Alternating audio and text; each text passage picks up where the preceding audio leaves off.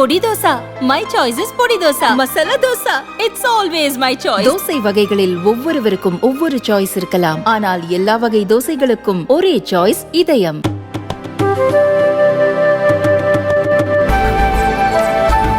பாகிஸ்தான் நாட்டின் பஞ்சாப் மாகாணத்தை சேர்ந்த முகமது இஸ்மாயில் என்பவர் சமீபத்தில் வடமேற்கு பாகிஸ்தானுக்கு சுற்றுலா சென்றுள்ளார்.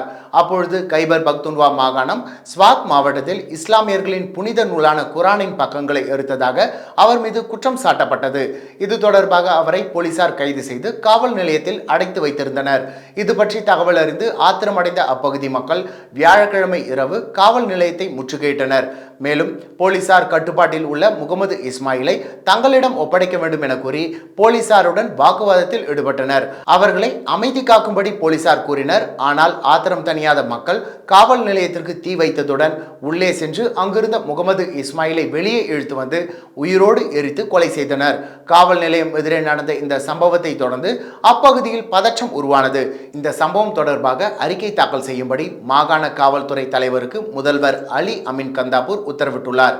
மேலும் மக்கள் அமைதி காக்க வேண்டும் என்றும் அவர் வலியுறுத்தியுள்ளார்.